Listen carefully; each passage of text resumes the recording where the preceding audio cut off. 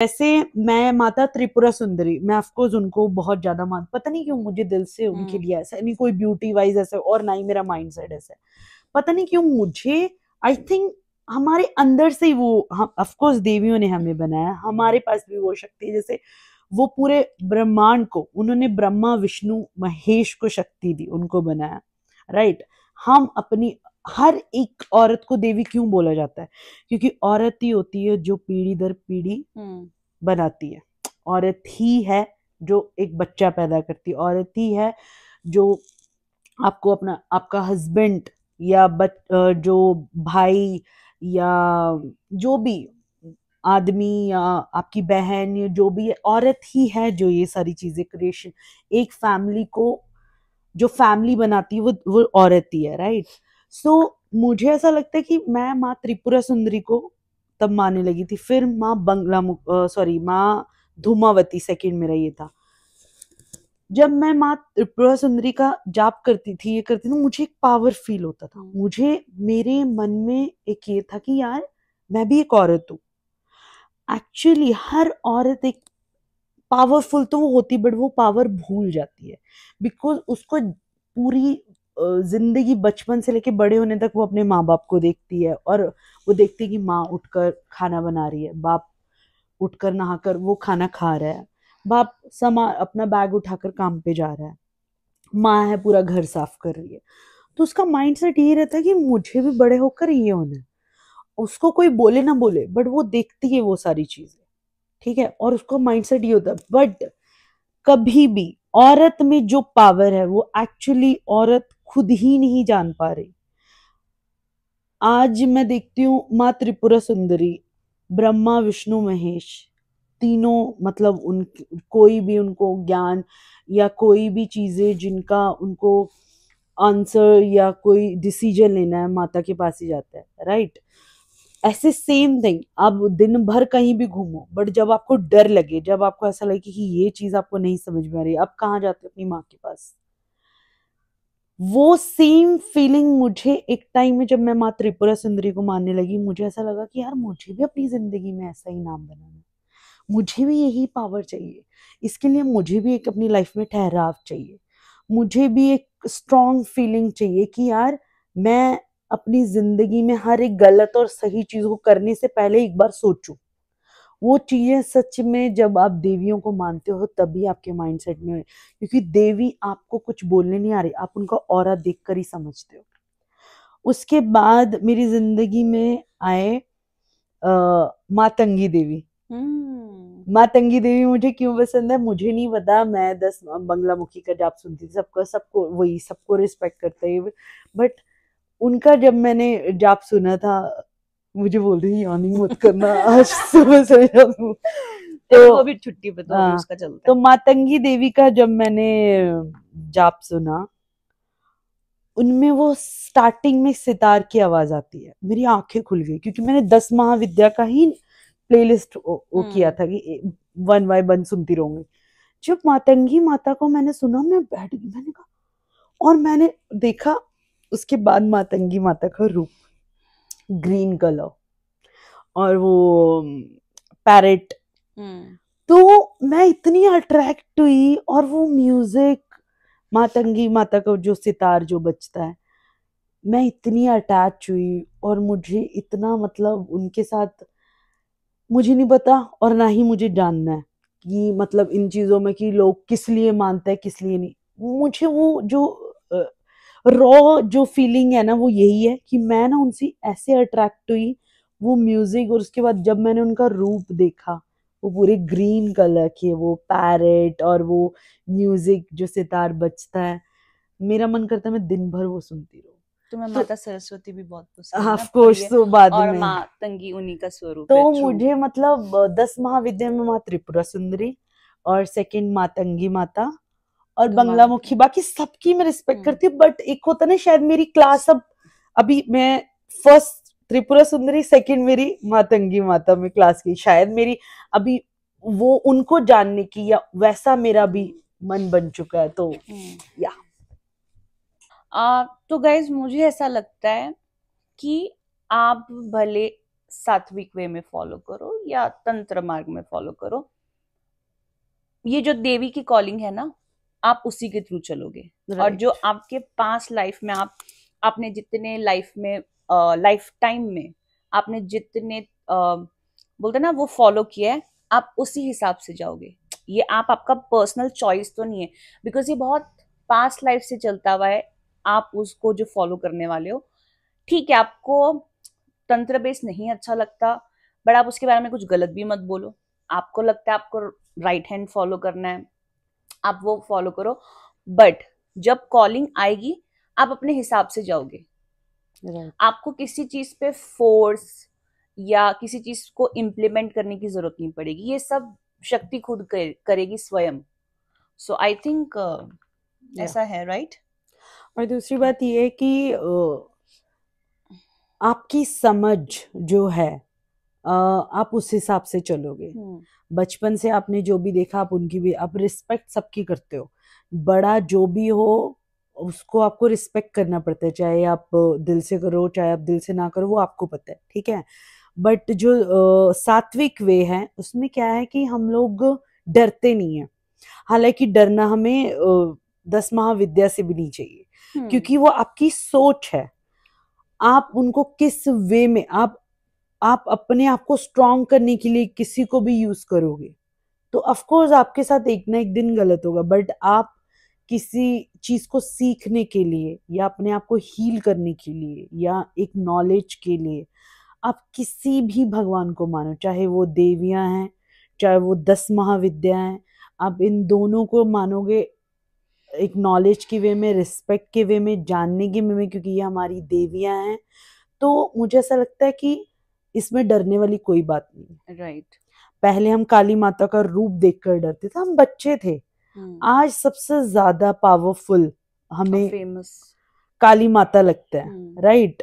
लोग आजकल नंबर दे रहे कि माँ कामाख्या नंबर 1 है, माँ बंगलामुखी नंबर 2 है, माँ ऐसे, मतलब अपने अपने वे में।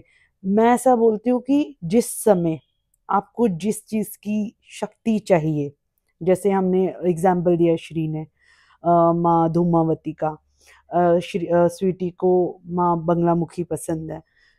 ऐसा नहीं कि हम लोगों ने उनको इसलिए मानना शुरू किया कि हमें वो पावर चाहिए। हमारी लाइफ में वो सिचुएशन ऐसी थी, और जब हमने उनको मानना शुरू किया, जब हमने जानना शुरू किया, उसके बाद हम उनसे अट्रैक्ट हुए, ठीक है। तो दोनों ही वे, मुझे ऐसा लगता है ये सात्विक और मतलब महाविद्या, जो ये 2 शब्द हैं, ये उनके लिए हैं जो बड़े बड़े ज्ञानी या जिनको साधनाएं साधी। हम जैसे नॉर्मल इंसान, हाथ जोड़ो, आंखें बंद करो चाहे आंखें खोलो, आपको जिनको भी मानना है मानो, आपके लिए कोई वे नहीं है भाई। हाँ ठीक है, आपको उनकी सिद्धि प्राप्त करनी है, उनका अलग वे है, उसके बारे में ना हमें पता है ना ही हम उसका कुछ बता सकते हैं। बट मुझे ऐसा लगता है कि दोनों देवियां मेरे हिसाब से, मैं जो मानती हूँ सेम ही है। मैं भी दोनों को ही जब याद करती हूँ या सुनती हूँ हाथ जोड़ती हूँ, और वही सेम पावर है। और एक माइंड सेट आपका बचपना, और जब आप 10 महाविद्या से अट्रैक्ट हो गए ना गाइस, तो आप सच में बहुत स्ट्रॉन्ग और बहुत ठहराव फील करोगे, बहुत खुद पावरफुल है, बहुत पावरफुल। और ये सच में ये राइट टाइम तभी आता है जब आप अंदर से चाहते हो खुद को हील करना, और जब आप अंदर से चाहते हो खुद को बदलना, और आपको फेक लोग या फेक चीजों से आप कभी खुद चाहोगे नहीं, आप खुद ही दूर होते रहोगे। तो है। आपको दूर करने की जरूरत नहीं है। तो ये एक राइट एज में या राइट, इसका कोई टाइम नहीं है। जब आपको देवियों की, जब माँ की जरूरत होती है बच्चे को माँ को बुलाना नहीं पड़ता, माँ खुद ही आ जाती है। तो बात बहुत सो सत्य है। सेम थिंग, 10 महाविद्याएं जो भी हैं, हम जैसे जो नॉर्मल आज के समय के बच्चे हैं, जिनको अपनी जिंदगी में बहुत सारे काम करने हैं, बहुत सारी चीजें करनी है, डिसीजन लेना है, हमें पूरी दुनिया में हमें एक फैमिली बनानी है, राइट।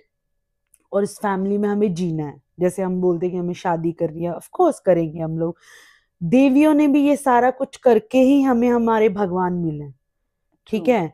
तो हमें वो सब करना है, बट हमें नॉर्मल जैसे हैं हमें वैसे ही मानना, चाहे वो 10 महाविद्या हैं, चाहे वो सात्विक देवी हैं। तो नॉर्मल लोगों के लिए ये कोई स्ट्रेस नहीं है। इसको फालतू की चीजों को मत फॉलो करो, लोगों की बातों में मत आओ कि 10 महाविद्या को नहीं मानना चाहिए, आपको पता हाँ नहीं किस वे प्लीज। में मानना है। वे कोई नहीं होता किसी चीज का, दिल साफ होना चाहिए और आपकी सोच ये होनी चाहिए कि मुझे भगवान को एक प्योरिटी से मानना है।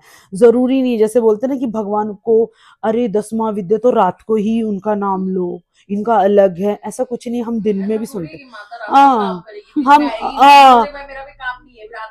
हम लोग दिन में भी माँ बंगलामुखी का सुनते हैं, धूमावती का भी सुनते हैं सब। भाई जब टाइम है तब सुनो।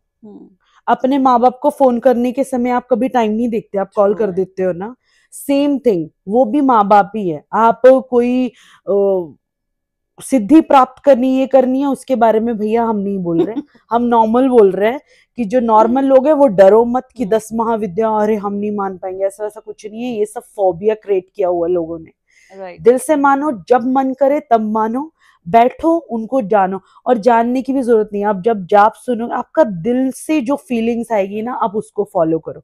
और देवी रियल असली इंसान वही होता है जो खुद को समझ पाए। अकेला इंसान, लोग बोलते हैं कि डर लगता है, ये वो 10 महाविद्या लोग बोलते हैं कि आराम से बैठकर अकेले में, वो इसलिए बोलते हैं कि आप जब अकेले होते ना, आपके पास कोई मतलब डिस्ट्रैक्शन नहीं होती ना, तब अंदर से जो आपकी सांसें या वो जाप सुनते हुए आपको अंदर से जो फील होता है ना, आप उससे कनेक्ट कर पाते हो। और वो जो पीस है ना गाइज, वो लाइफ में किसी चीज से नहीं मिलेगा, आप कुछ भी कर लो। वो जो जाप के समय वो जो एनर्जी, वो जो देवी का जाप जब सुनते हैं, वो वाइब्रेशन, वो फीलिंग ना सच में फुलफिल कर देती है आपका जो स्ट्रेस, आपने जिंदगी में जो दर्द देखा है, जो हीलिंग वाइज में तो मैं बोल रही 10 महाविद्या। आज के समय में लोग इतने ज्यादा कंफ्यूज है, इतने ज्यादा हर्ट है, इतने ज्यादा दबे हुए कि उनको चिल्लाने का मन करता है बट चिल्ला नहीं पाते।